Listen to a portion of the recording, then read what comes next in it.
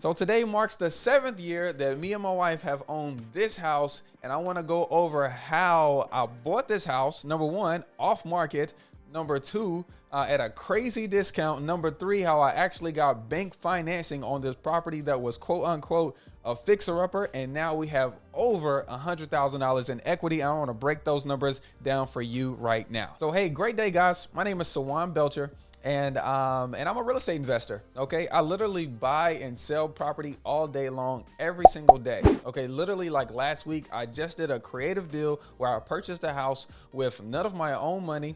The seller is providing me with terms that I'm making payments on, and I'm going to fix the property up with OPM, other people's money, fix it up and rent it out, so I have an infinite amount of return while increasing my net worth, while making cash flow every single day. Now, those investment strategies are amazing, and we do that a lot here on my YouTube channel. So be sure to subscribe and like, so that way you can learn how to buy real estate for yourself. But entrepreneurs have a very hard time finding and buying their own personal house, right? It's literally like, I don't know, it's just like this thing that's just hard to break through, because most people believe you need to have a huge amount of reserves. Okay, you need to have a crazy amount down. You need to have an 800 credit score. And today I want to debunk all of those. And I want to tell you my story about how I purchased my house off market, crazy equity. And I literally genuinely love the house. One of the best purchases that I've ever made. Okay, to start off, when I first got this house, I wasn't necessarily on my full entrepreneurial journey at that time. I was working for Crown Honda Automotive Company, and I was selling cars, right? And I was making good money, you know, really having fun, learning sales, getting to the business. And literally, that was just probably like I don't know, I guess I started there when I was maybe 23, and I worked there all the way up until I was about 26. And no, 22. I worked there when I was 22. And so I was coming right out of college at this point, and I hadn't made any real money. So the car business was the introduction of learning how to make money and be responsible on my own. Okay, so I'm making money at the time and I'm spending it. I'm making money and I'm spending it. I'm buying cars. I'm eating out lunch. I mean, it was getting crazy. We're having fun. Okay, we're having fun. We're making money. And when I say making money, at that time, money to me was between like 60 and like 80 grand. Okay, it went up and down in sales commission. At that time, I had probably, I think it was a random like Thursday or something. I had just sold 2 cars. It was probably 2 o'clock in the day, and my finance manager, he said, "Hey, Sawan, what are you doing with all of this money, man?" I said, "Yo, I'm spending it." And he said, "Look, you need to go buy a house. Go ahead and clock out right now. Go over to state employees, and I want you to get pre-qualified for a loan. I want you to get pre-approved for a loan, so that way you can see what kind of house you can buy." And I said, "Okay, sure, let me go." And now when I went over there, I had no clue they were going to say, "Hey, we're going to give you some money." I thought they was going to say, "Oh, hecky no. You know, oh, black boy coming in here trying to get money, ain't got no money." Because like I said, I really did not have a lot in savings. I maybe had $2,000 in my account. Okay. And I was renting at the time. I think my rent at Steeplechase was like $1,100. Okay. And so I was thinking a mortgage is going to be more expensive. So I'm like, more money. And anyway, so I went over to the bank. They, Starkey, that was my finance manager. He had me print out my income for the last year before I went there. So I took that to them. They ran my credit right there. Okay. I was a 610. Okay. At the time I was a 610. And the lady says, "Well, hey, look, you know, based off of the money that you make, you filed your taxes for the last 2 years. You know, you've averaged about $65,000 each year. We can get you approved for a loan." And I said, "Okay, great. How much can I get? Sign me up." Okay. She told me 150. Okay. But she did tell me, she said, "Hey, but look, by the time you close, you are going to need to show that you have $5,000 in the bank for reserves." They wanted me to have 6 months in my bank account. And but she said, other than that, you're going to be good to go. So I said, okay, cool. So I went back. I told Starkey the good news that I had got pre-approved. And he was like, well, I want you to reach out to somebody else. And I said, man, look, I got the money, man. What are you talking about? We're going to be good. And he said, well, I want you to reach out to, other lenders out there just to make sure what she's telling you is accurate before you go out here and make these crazy mistakes. So I said, okay, cool. So I started looking for, mortgage guys. Okay. And one day, I think it was like 2 days later, City Mortgage, it was a brokerage that popped up. Okay. I called them. It was a loan broker. And he says, yo, look, I like you exactly the way you are. Okay. And he said, let's get you a house. So I said, okay, let's do it. Now, let me tell you my first mistake. My first mistake was, not continuing to save while we were looking. Okay. My second mistake was not working on my credit while we were looking, because one thing that everybody knows is the credit goes up and down, up and down, up and down, up and down. So we started looking for a house. Okay. It probably took us about a year, started looking, and my credit had went down to a 600. He says, yo, we need to really get it up to a 620.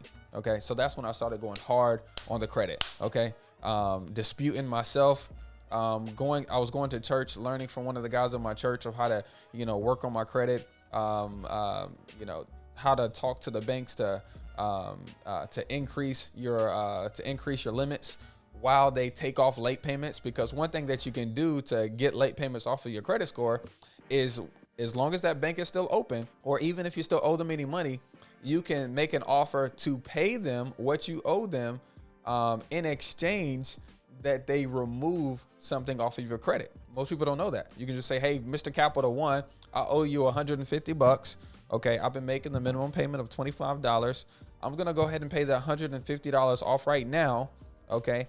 I just need you to take off the last 2 late payments off of my credit score. Most of the time they'll say yes, because they want their money. So it's like an equal value of exchange. Literally for them, it's just a click of a button. Okay. So don't make it hard. You don't have to always pay someone to help you with your credit. I was working with one realtor. It's probably something I would have done a little bit differently, but it ended up working out. She gave us access to her MLS, multiple listing service, and we were able to put in our criteria. Okay. I knew I didn't want to use the whole 150. I knew I wanted to be under that, and I knew I wanted to buy a deal. I didn't want to buy just something. Okay. I wanted to have some equity. Okay. I wanted to have the whole fixer-upper thing. I don't know. I just wanted to do that at the time. And I didn't know all that I know about real estate, but I knew I wanted to buy with equity. So we went to go look at probably like 6 or 7 houses. And literally she said, hey, look, I see that you have a particular taste, and you're trying to get a particular price. Let me, just wait around for me, and I'm going to see if I can find one that's not listed for you. And I'm like, what do you mean not listed? I thought we had to go on the MLS to buy a house. Well, she said, well, sometimes I have stuff that just comes up and people don't want to be bothered with all the showings, with fixing up the property before you buy it, with dealing with multiple people. They don't want to do all of that. They just want like a intimate sale that's low key. And I said, okay, let's try this out. So literally, me and my wife, we started driving the neighborhoods that we wanted to be in, and we saw the house that we're in now, and we knocked on the door. Dun, dun, dun, right? So we knocked on the door, the lady opens it, and she invites us in. Okay. By the way, we don't know her. We don't know if she wants to sell, but we let her know, hey, we're looking for a house. We like this neighborhood. Does she know anybody in the neighborhood that wants to sell? And she starts talking to us, literally gave us food and gave us something to drink. And we probably were in her house for maybe like an hour and a half at this point. And she says, well, what do you think about my house? I said, babe, what do you think? She said, well, we like the neighborhood, so we're open. And the next words out of her mouth, that's how I knew it was a deal. She said, well, what about my stuff? We haven't talked about price or anything. She said, what about my stuff? What do you want to do about your stuff? So at that point, I knew we had some kind of deal. I got my realtor involved, and she ended up putting the deal together. Okay, this is where I kind of regret a little bit more, because now she's playing dual agency. Dual agency is where she represents the seller and she represents us. So she doesn't necessarily fight for us. She's more so fighting for herself so she can get the deal closed to make the most amount of money for herself. Okay. Is that bad? No, but at the same time, it doesn't provide any benefits to you or the seller. Okay. Only for the realtor in my perspective. Let's break this down. So at the end of it, we ended up agreeing. I looked at what the neighbors were selling for. Mr. Tony across the street had bought his house for 180. Mr. James bought his for like 220, and then there was another one down the street that had sold for like that was like 140 or something. Okay, so I knew my comfortable payment range. That was first. I knew my comfortable payment range. I wanted to be at $800. That's what I felt comfortable with. I knew $800 was cool. Like I said, I had a rent that was $1,100, but I felt comfortable at $800. So with the interest rate that the broker had gave me, okay, I put that into a payment calculator. I went to Zillow. Scrolled all the way down to the price and history, found out how much the taxes were. And then I called a couple insurance guys, gave them the address, and they gave me a quote. I knew that $800 in this little calculator, that $800 was about $120,000 loan. Okay, so I ended up paying $119 for the property. Let me tell you why this was such a good deal. I'm gonna break down everything that we spent money on. So, and just to give you like a visual of what this house was like, this lady was probably 80 years old. Her name was Shirley. And everything in here was wood paneling. Okay, the house was built in 1964. Okay, so it looked like 1964. The roof was probably 30 years old. The water pressure was low. Now I did get a home inspection. Okay, so and that was $500. I got an appraisal that was $500, but it was definitely a fixer-upper, not 2020. It didn't look like, after we purchased it, it didn't look like 20-year-olds lived there. And one bad thing that I did is I probably underestimated how much it would cost. I know I did. I underestimated how much it would cost to make the house the way we would want to, make it. But okay, let's go over these things. So $119 for the property, $500 for the appraisal, $500 for the inspection, and closing cost was about $2,000. We've been in the house, like I said, 7 years, and just this year we finally got the roof done. That cost me about $9,000. So that was for my house and for my shed, and we replaced all the wood on that. Okay, we did our kitchen, we did the cabinets, we did granite countertops, got the 42-inch joints that go all the way up to the ceiling. Got a nice tile backsplash. We did it nice. Okay, deep sink and all. That cost about like $16,000. I did my bathroom. Once again, LVP, laminate vinyl plank, nice floors. Did some tile up on the bathroom. That cost me about $4,000. And now we're in the middle of moving our shed. So we have a huge shed patio, and our shed sits on it, but it's kind of the entertainment space. So I wanted to move it off. So I just had a big slab of concrete poured, and it cost me like $3,200 for that. And the moving company is coming to move my shed in a couple weeks, and that's gonna cost me like another $1,800. So that's about $5,000.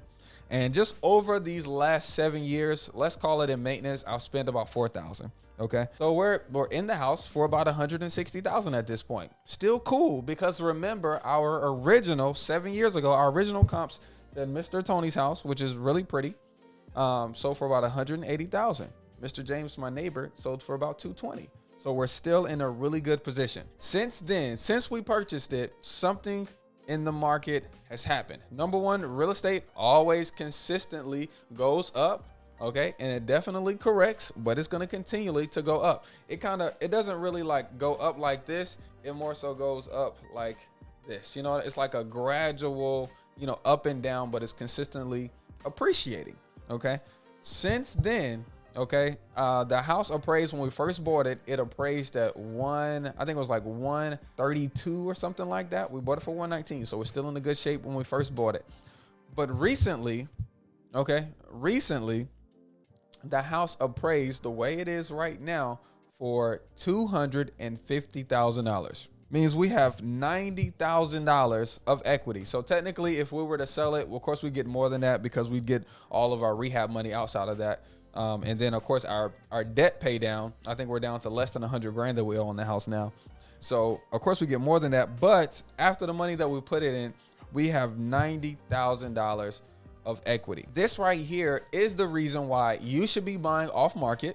Okay, this is the reason why you should take the time to actually work with brokers, mortgage brokers, because most of the time they can get you better terms. They can finance you on different products. Okay, And this is also the reason why you should stop renting and start owning.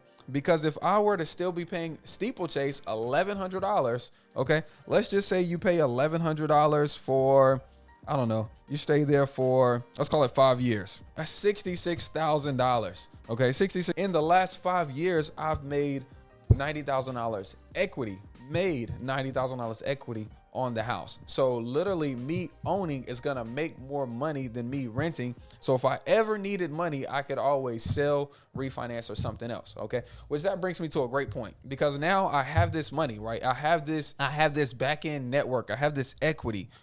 What should I do with it? That's where I'm at. And I want to hear what you guys think that I should do with it, because you guys know I'm an investor, so I don't like lazy money sitting around and being wasted. So I have a couple options, and I want to hear your point of view on it. And over time, I'll share what I actually do. But here's what you can do with the equity. Number one, you can sell and, cash that check. You can refinance, and you can do a refinance with a cash out, or you can go out and get a HELOC, a home equity line of credit, where they actually put your equity on like a debit card, and you're able to just swipe it and pay interest as you go, as you pay. You guys in your situation, knowing my situation, what do you think I should do? Should I sell the house, take home, I guess, what's that, $150,000? Should I refinance the house and maybe pull out 80,000, or should I get a HELOC and put 80,000 on a debit card? Okay. But look, this is why you should purchase your own personal house. Okay. Today, because you're literally going to grow your net worth. You're going to pay less over time, and then you're going to be able to make a profit later when you want to upgrade to your next house. Okay. So look, follow me here. Press the subscribe button. We're going to get you guys buying your first real estate property, if not your 100th real estate property. And you're going to learn everything that you need to know right here. Okay. Oh, and by the way, hold on. I want you guys to do this. Okay. I want you to do this. If something is holding you back from buying, I want you to put it in the comments below, because I want to help you guys buy. Okay. I don't want to just talk about it. I don't want to just feed you information. I want to help you with the next step. Wherever you are in your journey, I want to help you with the next step. So whatever you think is holding you back from buying your first house or your next house, put it in the comments below, and I'm gonna help you guys take it to another level.